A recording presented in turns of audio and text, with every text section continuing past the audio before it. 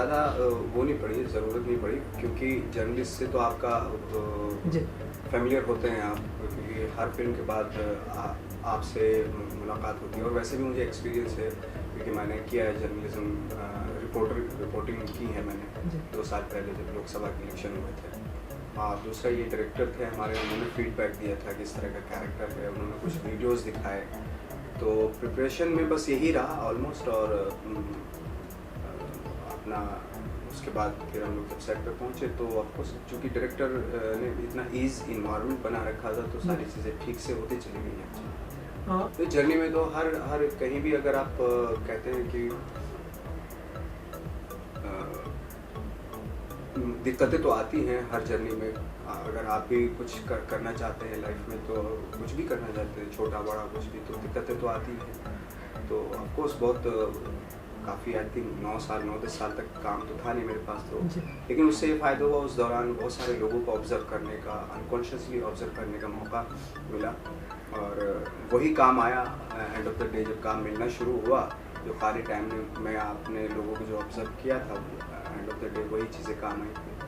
तीनों सुपरस्टार हैं तो, और तीनों की ख़ास बात ये बहुत हम्बल हैं। काम करने का जो उनका तरीका है, काम जब वो करते हैं तो उनके कोई स्टार को अपना इतना ईज़ कर देते हैं वो, तो पता ही नहीं चलता कि आप उनके साथ काम कर रहे हो, है ना। और एक जो लर्न करने वाली बात है वो ये है कि भाई 25-30 साल से जो सस्टेन मेंटेन किया है उनकी पोजीशन, वो वाकई कमांडेबल है। तो इस तरह की तो है चीज़ें मान के साथ या फिर हाँ उनके साथ। खैर सेट पे हम लोग जब भी हमारा पैकअप हो जाता था, तो उसके बाद हम लोग हैंग आउट ही करते थे, बैठते थे, बातें करते थे, एक दूसरे को जाना हमने तो। और वो चीज़ आपको पिक्चर में भी दिखाई देगी, वो केमिस्ट्री, वो स्मूथनेस, वो ईज़ आपको फिल्म में भी दिखाई देगी।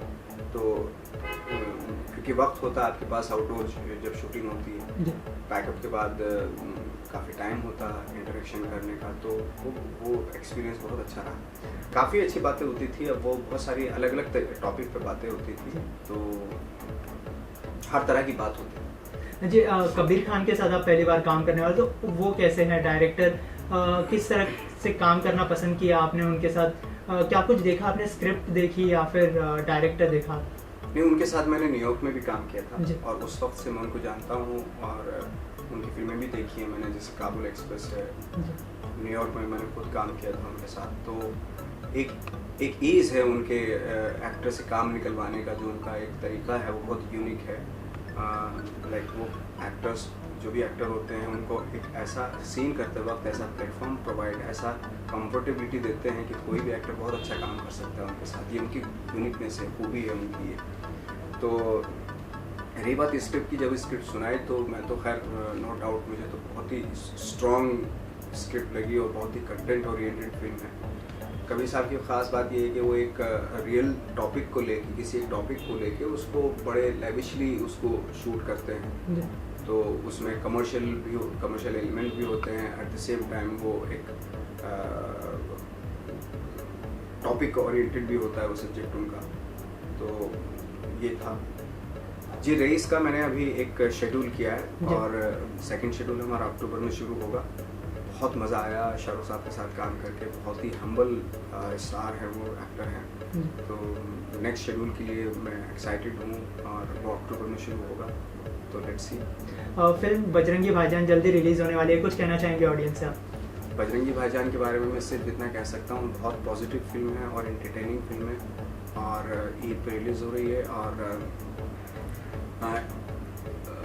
मज़ा तो आएगा, लेकिन उसके साथ साथ मुझे उम्मीद है, और मैं श्योर भी हूँ इस चीज़ को लेके कि कुछ लेके भी जाएंगे उस फिल्म से।